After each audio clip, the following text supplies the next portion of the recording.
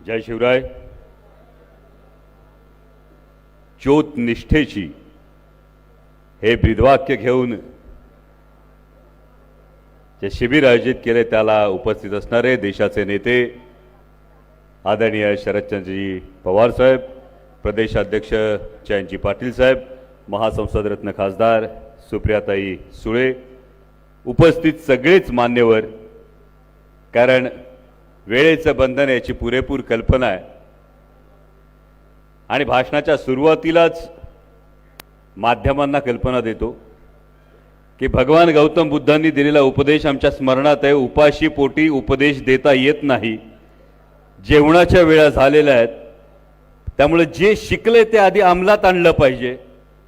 त्यामुळे पदाधिकाऱ्यांनी याची अजिबात काळजी करू नका की माणसं जेवायला गेल्यामुळे जर खुर्च्या रिकाम्या असतील, फक्त 2 दिवसानंतर यूट्यूबवर या भाषणाचे व्ह्यूज बघायला विसरू नका. कारण जे आपण सोशल मीडियात शिकलोय ते आपल्याला पोचवावं लागणार आहे.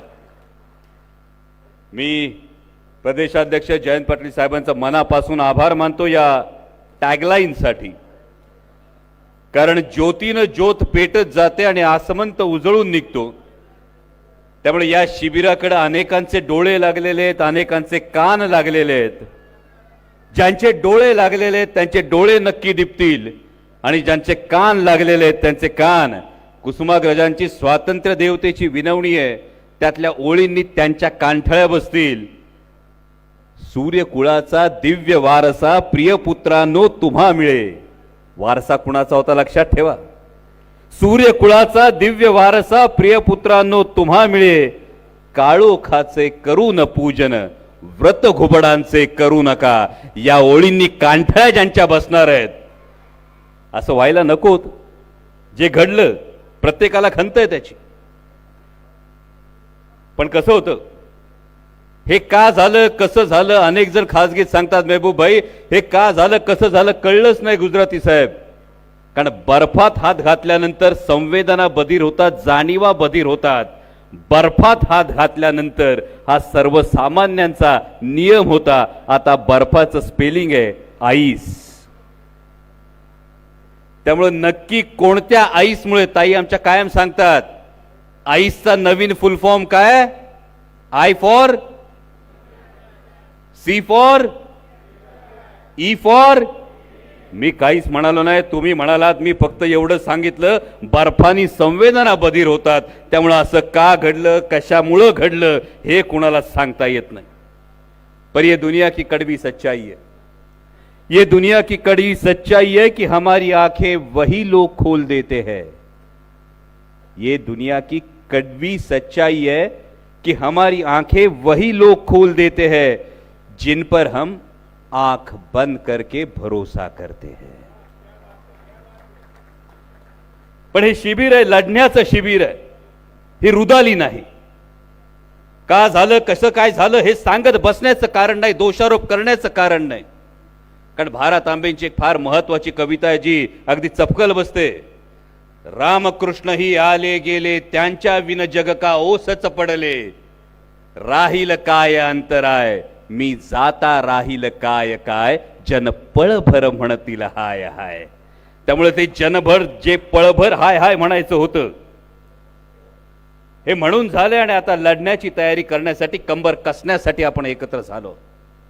मला परवा एकाने विचारलं हे नेमकं का घडलं, कसं घडलं. म्हटलं थोडं इतिहासात डोकावून बघावं लागेल.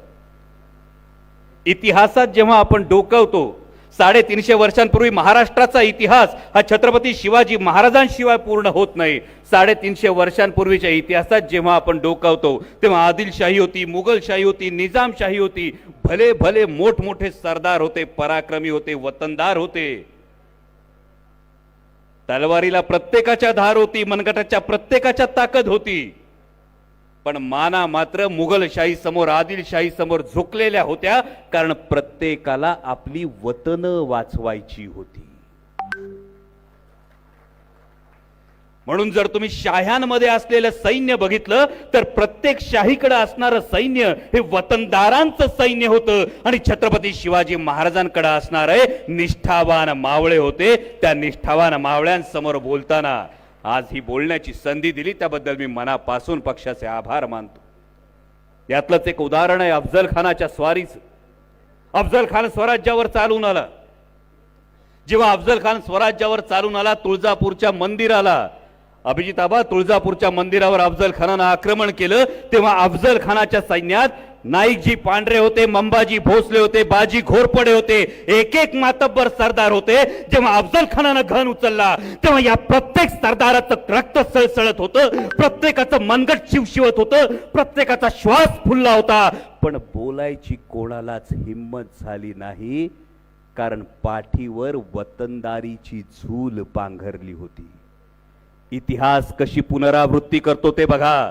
जेव्हा अफजल खानानं घन उचलला तेव्हा पाठीवर वतनदारीची झूल पांघरली होती, म्हणून एकालाही बोलायची हिम्मत झाली नाही. इतिहासाची पुनरावृत्ती बघा. वेदांता फॉक्सकॉन गेला, डायमंड बोर्स गेला, पाणबुडीचा प्रकल्प गेला, महानंदाच्या बाबतीत हीच गोष्ट झाली, कांद्याची निर्यात बंदी झाली, पण महाराष्ट्रातल्या एकाही नेत्याला मान वर करून केंद्राला विचारण्याची हिम्मत झाली नाही, आमच्या ताटातलं का हिसकावून घेताय. कारण वतनदारीची झूल जी पांघर, ही झूल आपल्याला जनतेपर्यंत न्यावी लागेल. कारण जर लाचारीनं मान झुकवली तर नजरेला नजर देण्याची हिम्मत उरत नाही. अनेक जण माध्यमांमधून आपण ऐकतो, कुणीतरी सांगतं हिंदुत्वासाठी, कुणीतरी सांगतं विकासासाठी. प्रत्येकाचं आपापलं वर्जन आहे, प्रत्येकाचं आपापल्या वर्जनाचा आपण आदर करू.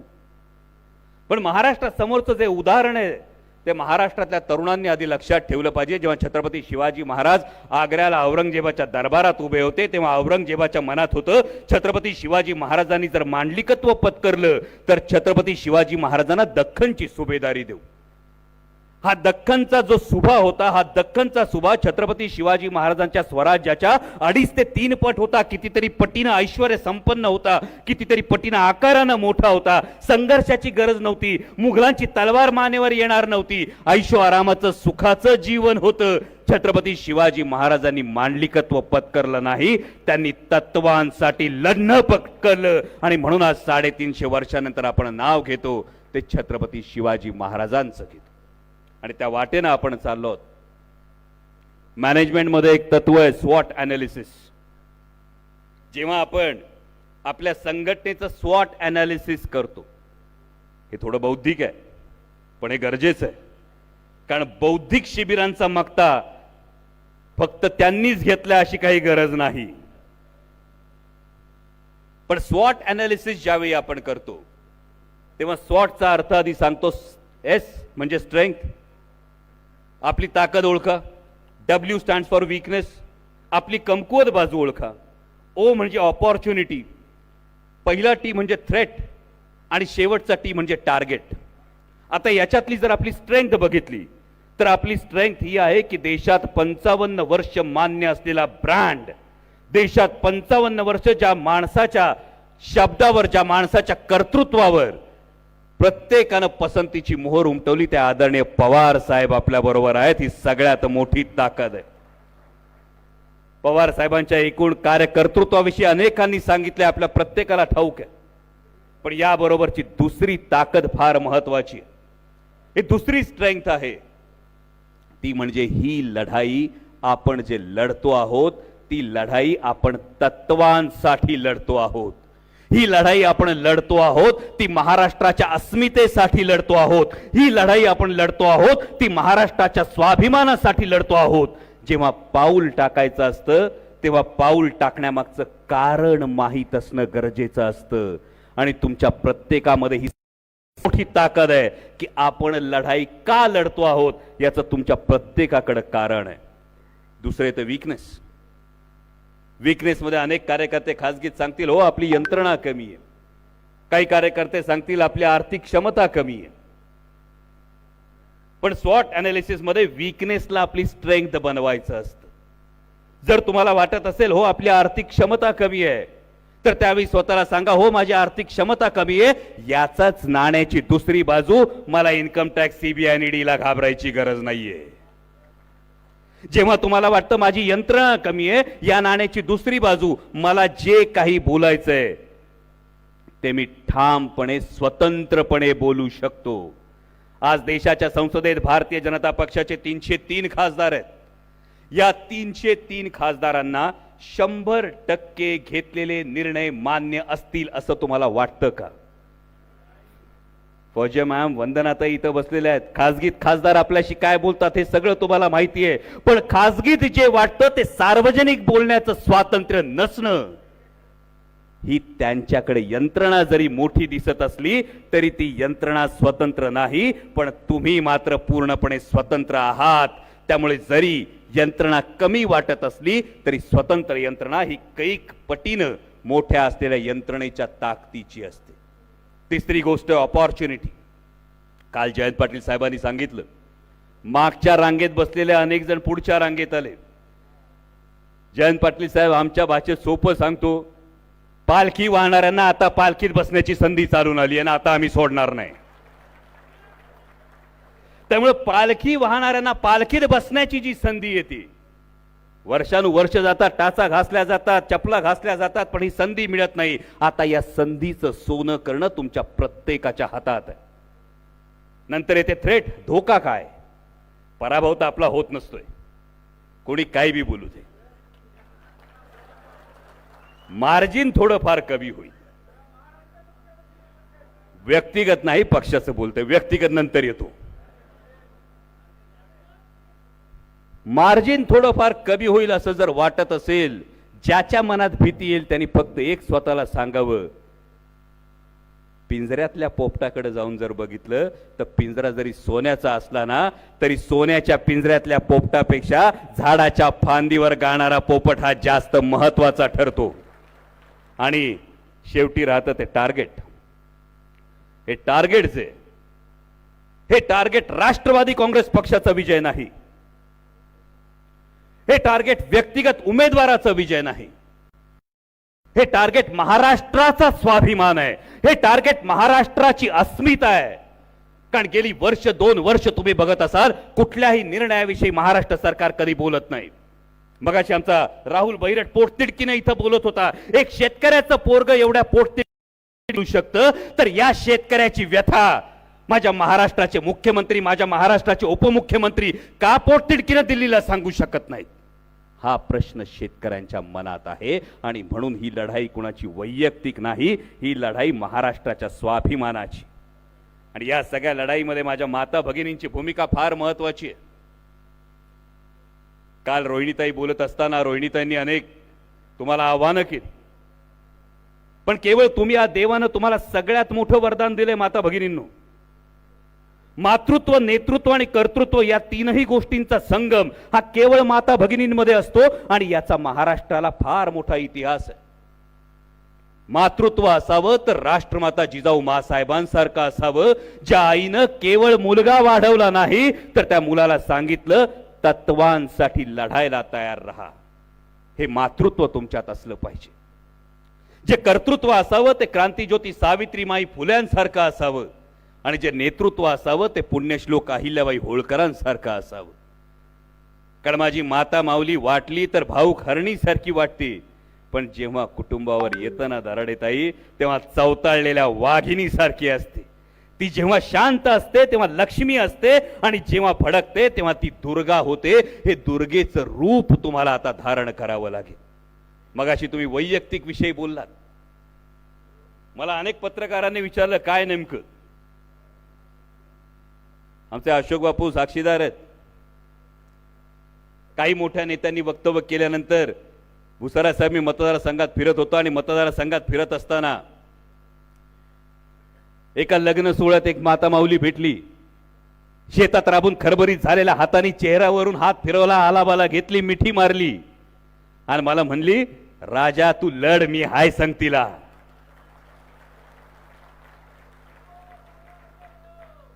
सर्वसामान्य घरातला मध्यमवर्गीय शेतकरी कुटुंबातला कार्यकर्ता आहे, पण जेव्हा माता माऊल्यांचा आशीर्वाद असतो ना, समोर कुठलंही आव्हान आलं तरी त्याला घाबरायची गरज नसते।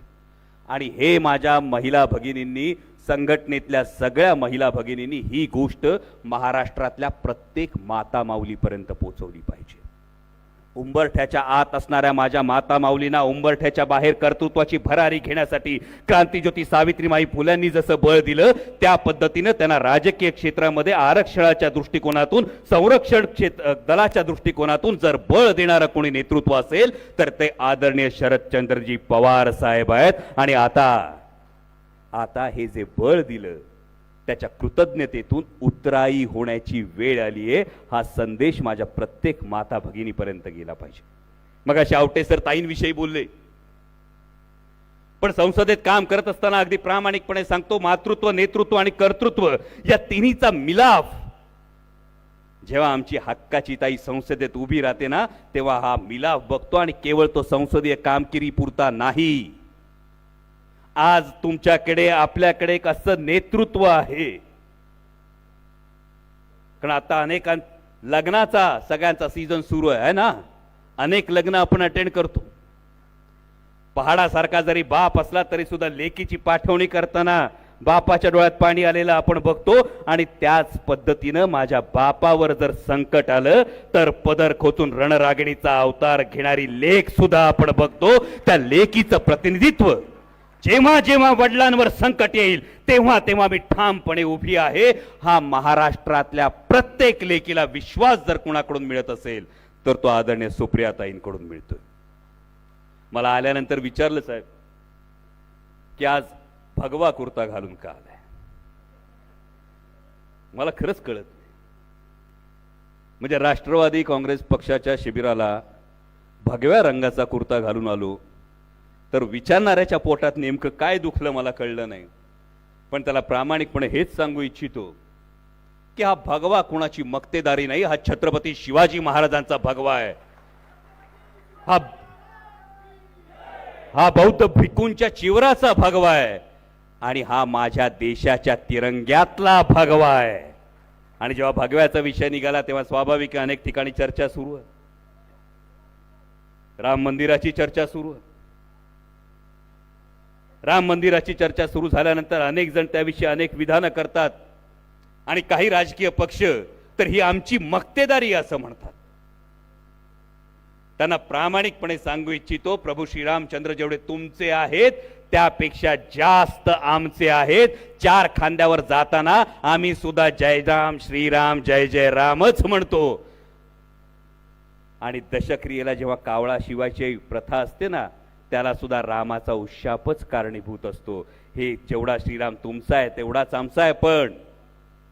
पण आम्हाला जे प्रभू श्रीरामचंद्र शिकवलेत, आमच्या मंदिरामध्ये प्रभू श्रीरामचंद्र जे आहेत, हे आमच्या मंदिरात असलेले प्रभू श्रीरामचंद्र धनुष्यबाण ताणलेले नाहीत. ते आशीर्वादाचा हात उंचावलेले कुटुंबवत्सल सीतामाई, लक्ष्मण आणि हनुमंतरायाबरोबर असलेले प्रभू श्रीरामचंद्र आहेत. आम्ही माणसाला माणूस भेटला की राम राम म्हणतो. राम राम म्हटल्याने माणूस जोडला जातो. राम राम म्हणून माणूस जोडणारा देश आम्हाला हवाय. आणि म्हणून प्रभू श्रीरामचंद्रांविषयी जेव्हा शिकवलं जातं आपल्याला देशमुख साहेब, तेव्हा काय शिकवलं जातं? एक वचनी, एक बाणी, एक पत्नी. तिसऱ्या विषयावर मी बोलणार नाही. खाजगीतल्या गोष्टी जाहीरपणे बोलू नयेत असा एक संकेत आहे, तेवढा आपण पाळू. पण एक बाणी एक वचनी हा जो आहे, म्हणजे प्रभू श्रीरामचंद्रांची आराधना करायची, प्रभू श्रीरामचंद्रांचं उदो उदो करायचा. प्रभू श्रीरामचंद्र उभ्या हिंदुस्थानाचे दैवत आहेत, पण प्रभू श्रीरामचंद्र एक वचनी होते. आधी वचन द्यायचं आणि नंतर चुनावी जुमला था असं म्हणणाऱ्यांना प्रभू श्रीरामचंद्र कसे पावतील?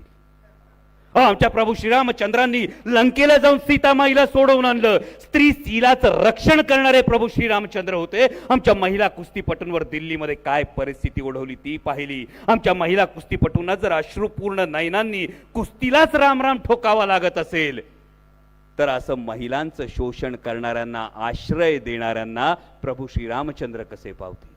मग शेवटे सरांनी सांगितलं, प्रभू श्रीरामचंद्रांनी वनवास पत्करला. हा वनवास पत्करला तो पित्याचं वचन पूर्ण करण्यासाठी पत्करला. आपल्या पितृतुल्य गुरुला दगा देऊन वनवासात जाण्याचा सल्ला देणाऱ्यांना प्रभू श्रीरामचंद्र कसे पावतील? हा महत्वाचा सवाल आहे. पाटील साहेब, मी नारायणगावचा नारायणगाव आमची तमाशा पंढरी, महाराष्ट्राची लोकसंस्कृती. त्या दिवशी आमचे एक ताते आहेत नारायणगावला, वग लिहितात भन्नाट. या बातम्या यायला लागल्यानंतर ते आपले लिहित होते. मी भेटायला गेलो, रामराम झाला.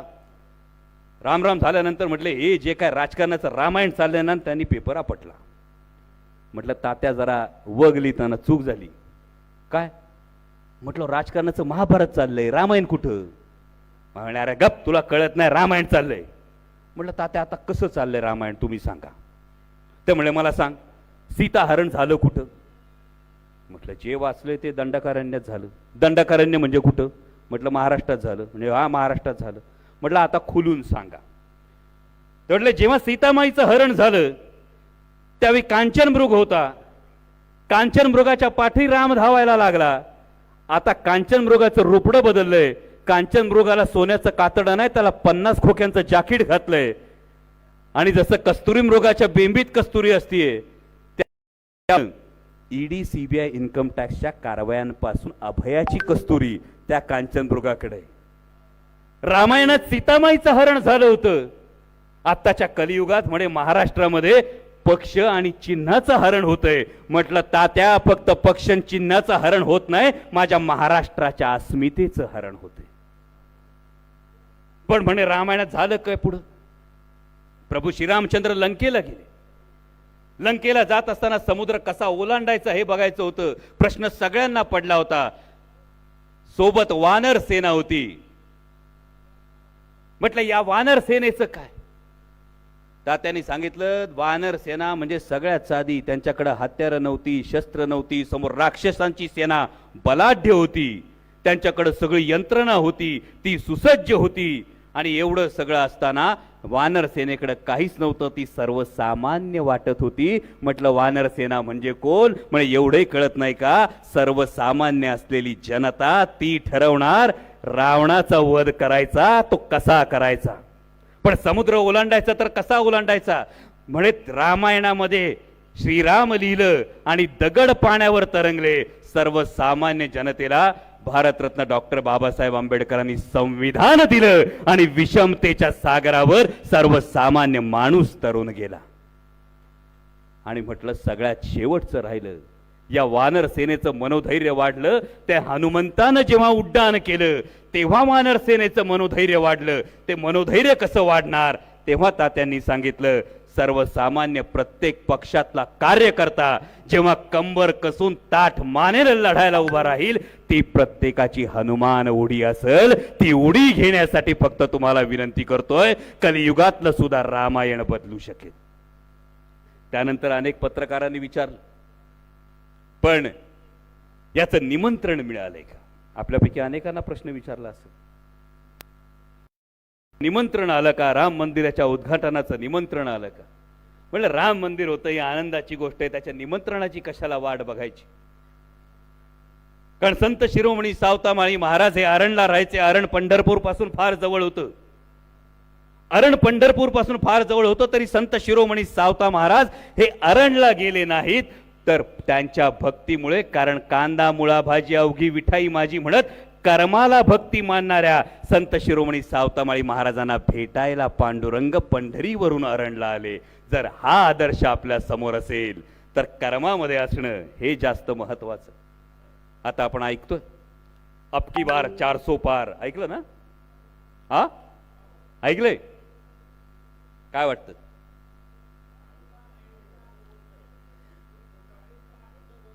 अहो बोलू द्या, कार्यकर्त्यांचं मनोधैर्य थोडं तरी वाढवावं लागेल. हा अबकी बार 400 पार हा जो काय आवाज दिला जातोय हा केवळ आणि केवळ त्यांच्या कार्यकर्त्यांचं मनोधैर्य वाढवण्यासाठी दिला जातोय. याची खूणगाठ मनाशी बांधा. 2019च्या निवडणुकांचा आपण जर विचार केला तर फक्त 38% मतं ही भारतीय जनता पक्षाकडे आहेत. किती? फक्त 38% मतं. आणि आता जी इंडिया आघाडी बनते, या इंडिया आघाडीकडे असणाऱ्या मतांची टक्केवारी आहे ती 62% मतांची आहे. आणि 62% 38% कधीही जास्त असतात. आणि म्हणून कुठेतरी त्यांच्या कार्यकर्त्यांचं मनोधैर्य वाढवण्यासाठी ही परिस्थिती निर्माण केली जाते. देशात खालून सुरुवात करा. केरळमध्ये भारतीय जनता पक्ष आहे, तामिळनाडूमध्ये त्यांचं सरकार आहे, तेलंगणामध्ये त्यांचं सरकार आहे, कर्नाटकात त्यांचं सरकार आहे, आंध्रमध्ये त्यांचं सरकार आहे. खालून सगळा सुपडा साफ झालाय आणि आता महाराष्ट्राची भूमिका फार महत्वाची आहे. आणि ही महाराष्ट्राची भूमिका घेत असताना एक अत्यंत महत्वाची गोष्ट लक्षात घ्या. महाराष्ट्रातल्या सध्याच्या सत्ताधाऱ्यांची एकूण मानसिकता आपण पाहिली म्हणजे कापसाचा प्रश्न असेल, ऊसाचा प्रश्न असेल, सोयाबीनचा प्रश्न असेल, कांद्याचा प्रश्न असेल, दुधाचा प्रश्न असेल, तरुणांचे रोजगार पळवण्याचा विषय असेल, भारतीय जनता पक्ष, शिंदेंची शिवसेना आणि नवीन मित्रमंडळ यांचे मिळून देशाच्या संसदेत 39 खासदार आहेत. किती? महाराष्ट्रातल्या 48 खासदारांपैकी यांचे मिळून खासदार किती? हा लाकडा लक्षात ठेवा. किती? 39 खासदार आहेत. मागच्या 2 वर्षात या 39 खासदारांपैकी एकानी तरी महाराष्ट्राच्या प्रश्नाविषयी जर तोंड उघडलं असेल तर दाखवून द्या, वाटेल ती पैस हरू आपण. आणि म्हणून महाराष्ट्र हा विचार करतोय. 2019 निवडून दिले, त्यातले 39 खासदार निवडून दिले. या 39 खासदारांपैकी महाराष्ट्राच्या प्रश्नाविषयी एकही जण जर तोंड उघडणार नसेल तर 2024 ला यांना पाठवायचं कशाला? हा कळीचा मुद्दा आहे.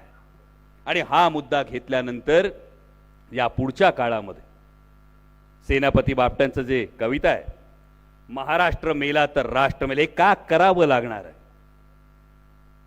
हा गमतीने जेव्हा सांगतो 39 खासदार एकही वाक्य बोलत नाहीत, हा गमतीचा भाग जर सोडून दिला तर लोकशाहीमध्ये महाराष्ट्रासाठी ही लाजिरवाणी गोष्ट आहे की महाराष्ट्रातून निवडून गेलेले 39 खासदार जेव्हा महाराष्ट्रातला शेतकरी नाडला जातो, महाराष्ट्रातला उद्योगधंदा पळवला जातो, महाराष्ट्रातल्या तरुणाच्या नशिबी बेरोजगारी टाकली जाते, तेव्हा 39 खासदारांपैकी एकही जण अवाक्षर काढत नाही. ही शर्मेची बाब आहे.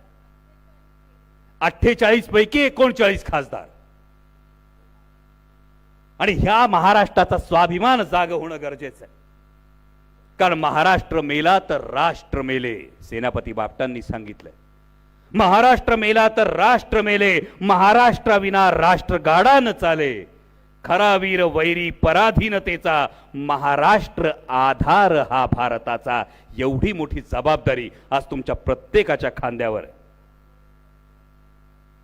आणि ही जबाबदारी घेऊन लढताना प्रत्येकाचा प्रश्न आहे.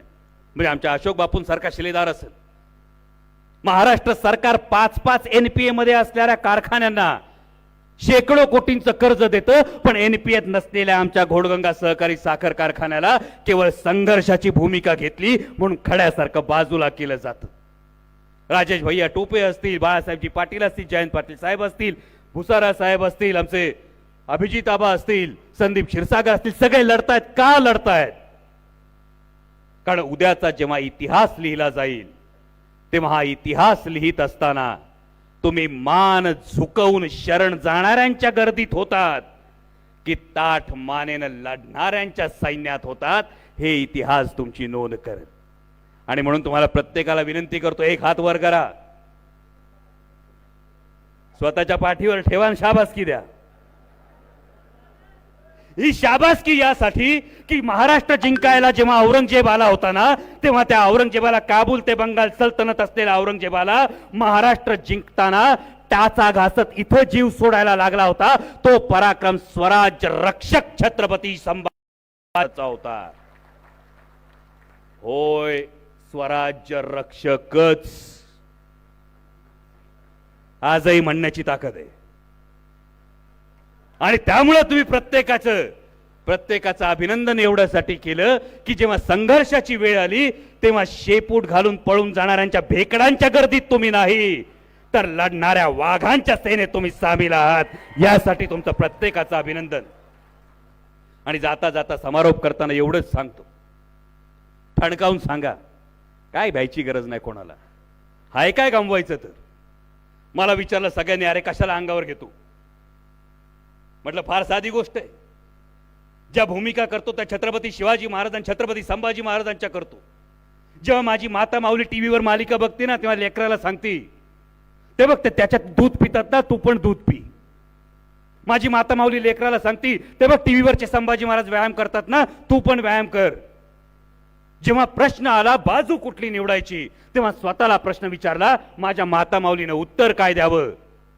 माझी माता माऊली हे म्हणल, अरे ते बघ ते टीव्हीवर संभाजी महाराजांची भूमिका करतात, पण जेव्हा संघर्षाची वेळ आली तेव्हा स्वार्थासाठी मान खाली घालून गेले. हे मान्य नव्हतं म्हणून लढण्याची भूमिका घेतली. आणि म्हणून सांगतो, ठणकावून सांगा, गरीब असेन पण लाचार नाही.